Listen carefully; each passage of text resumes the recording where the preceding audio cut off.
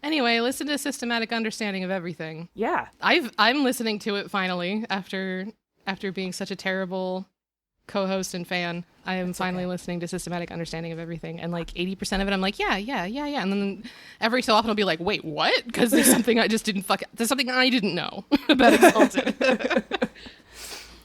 I hope you like it. It's got BXP energy. I think it because does, I'm there. For real. And Terry coming in with like weird shit.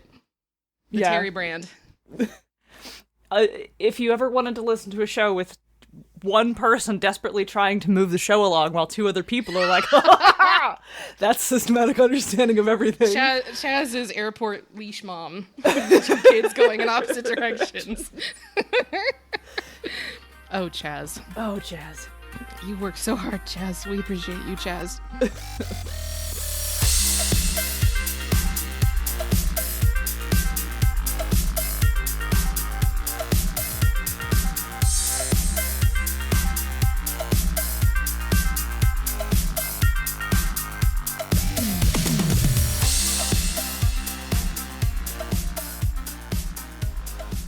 Welcome to Bonus Experience.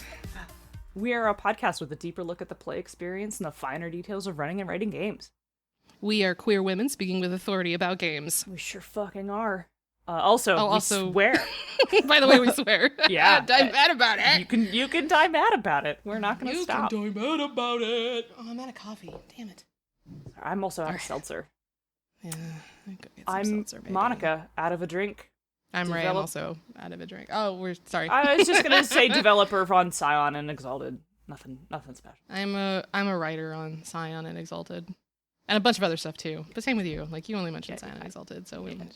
Yeah. Those are things I'm a developer on. I just worked on a bunch of other stuff too. It's not big. Yeah. Yeah, it's fine. Yeah, it's fine. I'm gonna get right up against my mic. My pop filter doesn't work. I sure hope that I can edit out all these popped peas. Well, Margaret's gonna have a good time with this later. Trying to hit it from the side. I don't know how this is gonna sound. I'm not talking. If I talk directly into the mic, it's going to go pa pa pa pa. But if I go over to the side over here, what does that sound like? That's weird. My little thing doesn't. My little waveform doesn't. Anyway, today's topic comes from. Listen. I'm having a rough time. Okay. Let's just get through this. You're doing great. Thank you. Doing great. Today's topic comes from the BXP Discord. I'm going to talk like a NPR. Sure, do it. I guess. Today's topic comes to us from the BXP Discord and can be a real challenge. How do you decide on a concept for a one-shot? We're going to do this in the voices that we did for Fall of GR. I'm Anana King, and this is Bonus Experience. I don't know that I could pull back. I don't know if I could bring back the voice that I did for Fall of GR. Like, I'm going to have to really get myself into it again. It was truly inspired. Have you listened to I should post the segment. Uh-huh. Have you listened to my clip of me doing the Rose Black voice? Yes, I listened to your Rose Black episode. It was fun. Yeah. And I was gushing at Chaz about like, that's such a cool idea. How did you pull that off with Monica? Oh my God. And that was when Chaz came back like, so did I understand you right that you want to be in on this? I was like, that would be so much fun. We've already done an episode on running one-shots, but let's recap for the audience. Okay. There it is in that voice. Anyway, I can't do this whole thing as a psycho, as like a psychotic about to laugh. I can't. It's okay. Okay. That's right. All I just did was slow down the way I talk. Just normally. Slow down and get a little deep. Yeah, just and enunciate a little bit more clearly. And apparently Julia found that unbearably hot. Julia. She's not home. Julia. Oh, she's at work. Yeah, she's at work. We've already done an episode on running one-shots, but let's recap for the audience. What is a one-shot? It's a short game. Yeah. Anyway. Got any more than that? Well, some people will take this literally and have it only go for one episode, hence the one session, hence the whole one-shot thing. But I tend to be a little more, like, I guess, flexible with that, and I'll consider anything that's 3 sessions or less, or like 9 hours or less to be a one-shot. Okay. Because it's basically not a long campaign. It's not a series. Yeah, I if we want to get technical, and I always do, Uh, I would personally call a one-shot a game that intends to be completed in approximately one session of play. yeah. Yeah. It is the time in which you tell a whole story, though the one-shot is the short story to a full campaign's novel.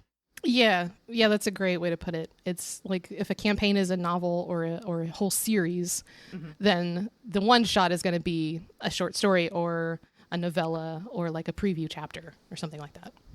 Yeah. So with that in mind, how long should you plan to run a one shot?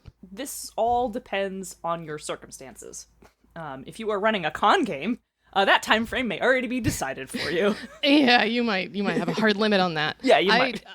I said like 3 sessions or less, just assuming that a session would be 3 hours long. But I know there's still some like fucking daredevils out there that do that wild thing where they only game once a month for like 12 hours straight. And if that mega session were a single self-contained game, I think it'd still be a one shot. I was thinking like, oh, I don't know, 3 hours or so, but you're right. I mean, that being said, you're in control of how long you run. And that is entirely up to you. I mean, I know that sounds like a non-answer, but while we are very smart and attractive people, we can't decide how much energy you spend on a game that you're running. You have to determine the amount of time you feel comfortable running for. So if you are picking a game to play within your comfort limits, do you think you should pick a game more suited to short-term play? Well, I mean, not necessarily, because, there are definitely games written intended to be one-shots or self-contained games, like Alice is Missing, which is great, and I haven't had a chance to play it yet, but I got in on the Kickstarter. Or go check out our recent episodes reviewing The Man and the Stag and Dragon Hearts, which are both intended to be, like, self-contained non-campaign games. But you can take more classic like campaign style systems and modify or house roll them for one shots very easily. For example, if you limit people from taking charms or spells or feats or whatever that have grand time scales attached to them, you don't have to worry about them having, character resources invested in things that wouldn't actually happen in the scale of the one shot. You can reduce any game currency that's meant to last an entire campaign, like Monster of the Week has this luck track where you can spend a point of luck to make sure that your character doesn't die from a hit, and that's meant to last for a whole campaign as opposed to a session. So if you give them that full amount for a one shot, these guys will be fucking indestructible, and you'll have to really like put the screws to them. I also recommend coming with pre-mades when possible for these systems. And I don't mean just PCs. I mean, like, if you're playing a Forged in the Dark game, which often has a party character sheet as opposed to a player character sheet, like Scum and Villainy has ships and Blades in the Dark has crews. I recommend filling those in for them before you basically pre-making those for them, or just doing away with them as needed, because it can take a lot of time for everyone to design by committee. Yeah.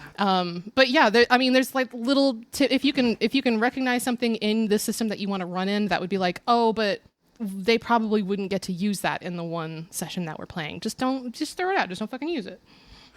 Yeah. Good advice. Oh, thank you. Yeah, you're welcome. Choosing to play a game not specifically intended for short-term play can be kind of hard, like we just said. But lots of people manage, though. For heaven's sake, lots of people play one-shots of D&D. For something like D&D, I think I recommend keeping it to one dungeon or one mission type adventure. I think this also works for Blades in the Dark, which is very much a focused campaign game. Like, Blades in the Dark is honestly terrible for one-shots. But that doesn't mean you can't make it work. I've run pretty successful Scum and Villainy, which is using the same system as Blades in the Dark. I've run Scum and Villainy for con games, and they were a lot of fun.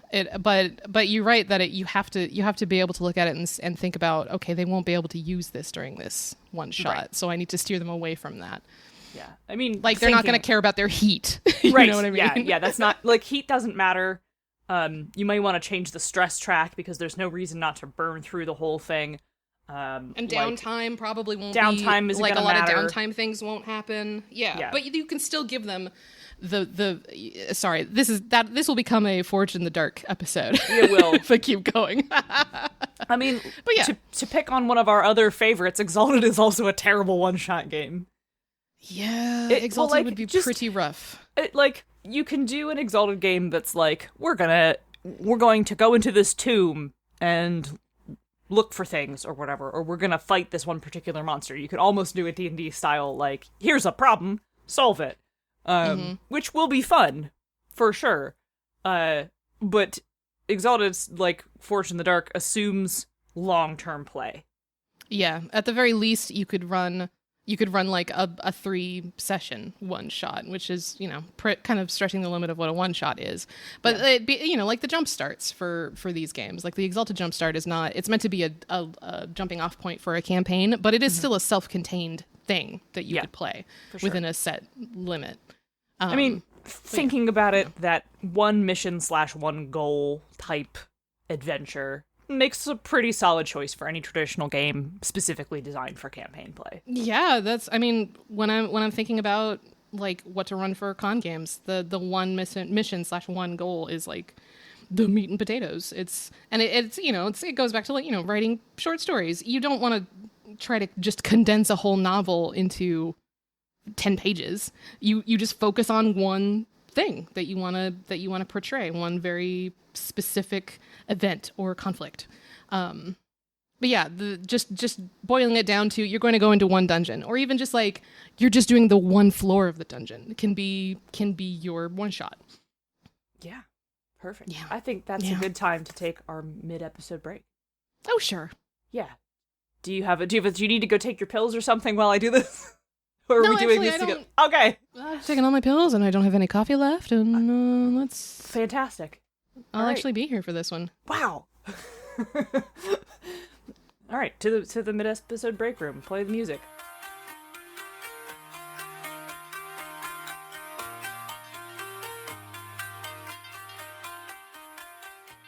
BXP is brought to you by the Misdirected Mark Network. Bing! Become a BXP patron. My husband's here. Hi, Gary. Hey, baby. How was your nap? I got donuts. Do you want some? He's so handsome. He's been going to the gym for like, how long now? A year straight? And he lost like 80 pounds. So I'm sorry, only 70. Oh, okay. Only 70. Only 7. Anyway, he's getting ripped as fuck, and it makes me feel like a 17-year-old like checking out the football players sometimes. It's a little, except he was never a football, but he was like a band. He was in a band, and he like would read poetry and smoke cigarettes behind the fucking bleachers. And okay, he's in the room right now, so I can't. Yeah, become a BXP patron. Become a BXP patron. Patrons get to chat with us directly, hear about Ray's husband, special Discord roles, and exclusive hangouts, and you can support us for as little as $1 a month. Yeah, it's great. And I know we talked about it a couple episodes ago, but that like the Patreon support has been really, really, really helpful. Like this isn't just like a high score or, oh, we're just gonna roll around in this money. Like it's honestly become like a kind of a side hustle source of income for me. So I mean, I can't speak to Monica, but I can definitely say that you guys have like had a direct impact on my family's like health and safety. I love you all very much. If you'd rather support BXP without committing to monthly payments, you can still buy a coffee, ko-fi.com/bonusexp, and buy our stuff. Go to bxpcast.com/bxpswag and check out our merch page. Also, don't forget BXP is sponsored by Nerdy Kepi. You can get all kinds of rad queer swag. Remember to use code BXPcast at checkout for 10% off, which never expires. I just bought there's so much cool stuff on Nerdy Kepi. Tell me what stickers. I just bought a fuck ton of stickers because I'm playing in that municipal softball league, and I bought a secondhand helmet, which I may never use again. So I bought super cheap. It's beat to hell, but it works, and I'm going to paint it and decorate it with stickers. Oh my god, that's so cool. I have to go back in and my next door neighbor Our neighbor friends have two very gay kids, and I love them so much. And they need masks. And did you burn yourself? Oh, they need masks, and because high school is starting up, and I'm just gonna get like what are your guys' flag of choice? You want a trans mask? You want a lesbian mask? I got you covered. And I think Spider is expanding his inventory because he was talking about like a couple of his distributors have got a lot more cool shit in, and he's always like sharing like, what do you guys think of these shoes? Are these cool? Ask your resident young person if these shoes look cool enough. And always be checking that place out. You know, I realize that we have this whole bit talking about Nerdy Kepi, but we didn't talk about how Nerdy Kepi has a whole bonus experience section. I mean, it's on the BXP swag page, but yeah, Nerdy Kepi also has exclusive BXP merch. Yes, very good merch. Not Redbubble. Redbubble fucking stinks. Redbubble sucks. Yep. It sucks and stinks. It sunks. It sunks. Yep. That's what I was trying to say. Perfect. Which doesn't make any sense. Yeah, just don't forget that saying nice things is always free, so leave us a good review on Apple Podcasts, Podbean, Google, wherever, and help us get more listeners, and then more patrons, and then help support Ray's family. Yeah! Please, sir, this is my emotional support podcast. Thank you. Should I do the MMP ad in the Rose Black voice? Oh, yeah, do it. Okay. All right, hold on. If you like bonus, If you like bonus experience, you'll also like Pandas Talking Games. Phil and Senda answer your questions about RPGs from the perspective of one-shots and campaigns, with some panda silliness. If you listen to it, you will love it, or so the rumors say. Thank you, Ajava. Miss Ajava, Sergeant, what is Commander Ajava. Captain, thank you. I don't. General, I'm not sure. General. I'm so glad you were able to take time away from your busy life to do a subjugating for the peasants. to do a bump for Pandas Talking Games. Thank you so much.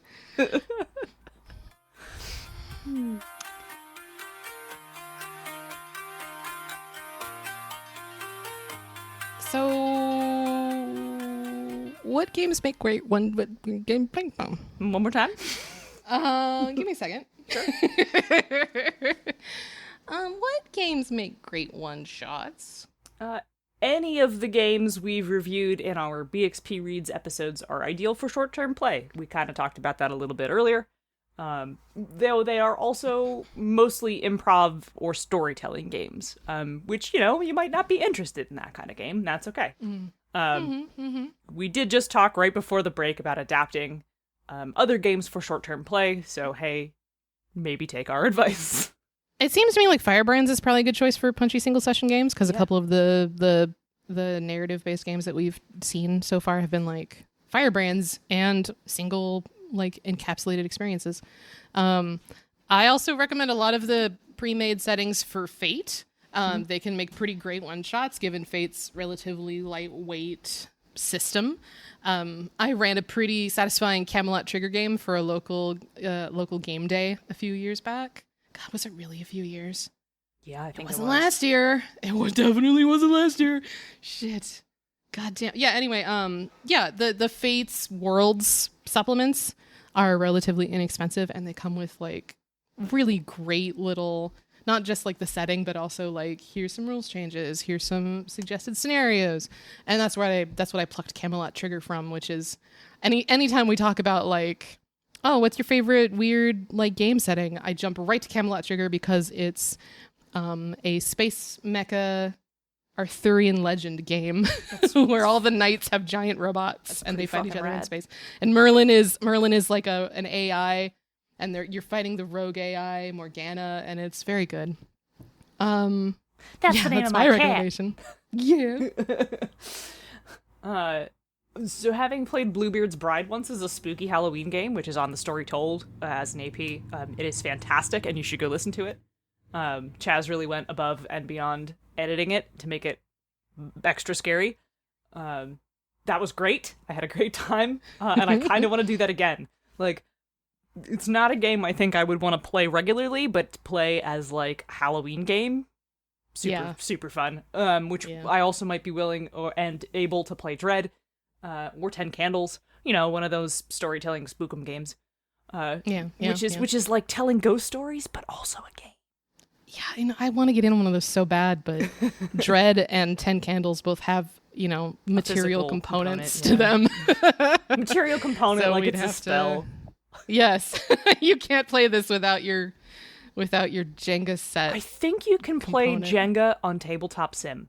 or knock off Jenga. Fucking Galaxy Brain. Oh shit. Playing Dread on Tabletop Sim? Maybe we should try playing Dread on Tabletop Sim. Oh fuck yeah. We could awesome. We could possibly. You can also stream Tabletop Sim through Discord, so we could theoretically play Dread for the patrons or Discord. Oh my god.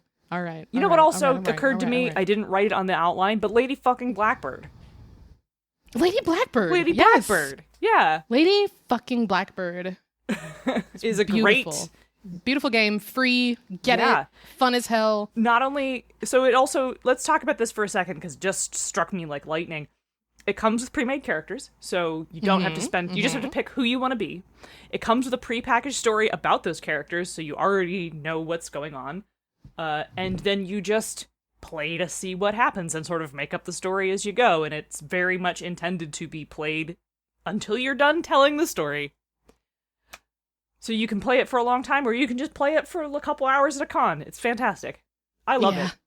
Yeah, it's pretty good. So, now that we've talked about some good examples, how can I come up with good ideas for one-shots? Which is the crux of the whole episode, but also I want to know, this is Ray time, because I'm terrible at coming up with anything short-term. So the good news is that a lot of like boutique or indie or single session experience sort of games come with the conceit baked right in. Like Dragon Hearts it starts off with like, you are dragons, here's the situation, here's what your goal is, now play. But if you're going for a one shot in a system or setting built to support campaigns like D&D, I recommend picking a single intriguing hook to focus on instead of coming to the table with like, I don't know, what do you guys want to do? Because then, your whole session is going to be spent on deciding what to play. I recommend an elevator pitch, like what you would expect for a movie. And in fact, I have a kind of perverse love of reskinning movies into one shots. My local gaming group still speaks really fondly of the Alien inspired one shot that I ran in Monster of the Week. For just to run with this as an example, like the hook was, you're a crew trapped on your spaceship with a hostile and murderous alien. Can you survive this alien and also each other? I came to the table with pre-mades for them to choose from, because given Monster of the Week has classes that rely on magic, and this is not, Alien doesn't have magic in it. Right. I wanted to make sure that I had like certain archetypes ready for them. I also included like a really brief backstory, including a secret that each of them had, because obviously one of them would have to secretly be an android if this is going to be an alien inspired game. Right. They all had severely diminished luck tracks so that they wouldn't be like unkillable machines. I reskinned the magic moves to be about hacking the ship's intelligent agent instead of like casting spells. And by the end of it, like they technically won, I guess. They survived the monster by locking the monster in the rear of the ship and like jettisoning the cockpit, like Star Trek the Enterprise style. But then the game ended on a question of whether or not their unscrupulous employee would actually like come rescue them, because they seemed really more intent on like getting the alien. So, and this is all after two of them like died messily in like really interesting ways. So it was a lot of fun. I apparently like was able to evoke that feeling of, space spookiness really well, because they still talk about it. But if you have like a favorite, like another pipe dream for me is that I'd really love to run like a Predator inspired D&D game where like the party starts with one assumption, like, okay, we're just going in here to like rescue someone that got like trapped or lost in this jungle. But then the session becomes, okay, but there's actually this monster that's way outside your CR, like hunting you down. How do you guys survive? And then that's the whole one shot. It's about like basically picking just one thing that you want to focus on, as opposed to with a campaign, you come up with the setting and all of these stakes questions and, will you convince the monarch to send their aid? Will you be able to arrange a political marriage between, and with a one shot, it's just like, there's a monster hunting you, get away. and that's, you can find 3 hours of fun in that, I promise. I don't have better advice than that. Yes, I have the best advice. You know what? That was a really stupid way to phrase that. I just meant like, I don't have anything to add. That's really great. Why did I say that like an asshole? I didn't think you were being an asshole. Oh, okay, great. I'm glad you didn't think I was being an asshole. I thought it sounded a little dickish. No. But, no, that's great advice. Thank you. I've learned something. Oh yeah. Yeah, of course. Yeah. I love running one-shots, honestly. I think it's so low pressure. I think there's some misconception that one-shots are somehow simpler or easier. And you were just... Not necessarily. what you described to me is a lot of work. You were like, well, I put all this thought into it of like, yeah, this plot, I made all these things ahead of time. I removed these resources. I took out these rules that didn't need to apply because they're for campaign play and all this stuff. And I'm like, that's a lot of work.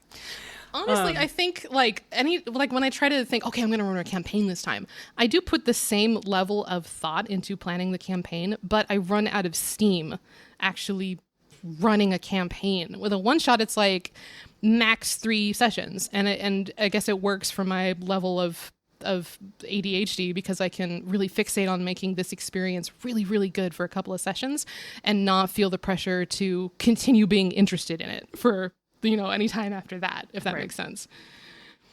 Yeah.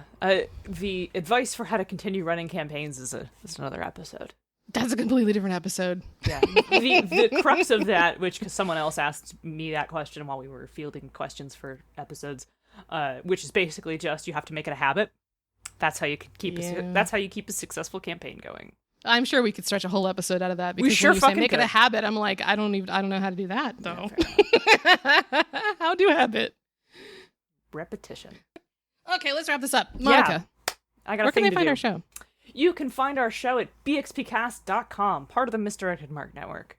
Bing! How about the email? Do they do the email? We do the email that I do remember to check sometimes. Yeah, sometimes. Yep.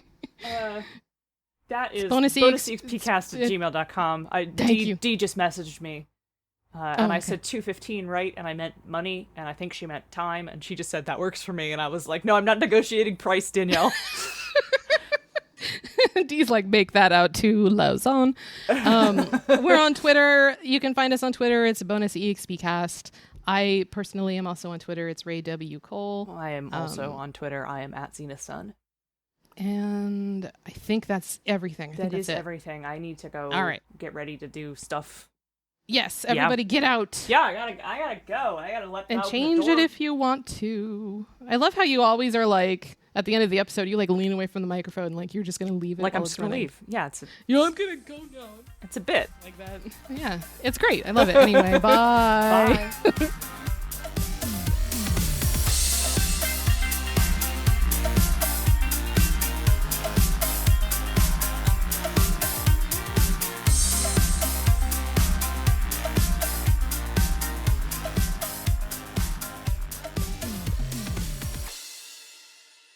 Thanks for listening. Bonus Experience is written and produced by Monica and Ray. Their logo and art are by Nino Studios. The theme song is revoiced with art by Analog by Nature and is used under the Attribution Non-Commercial Creative Commons license. But do you know who could use me without a Creative Commons license? Adam Driver. Deal me 20 levels of so-called lethal damage. Essential behemoth.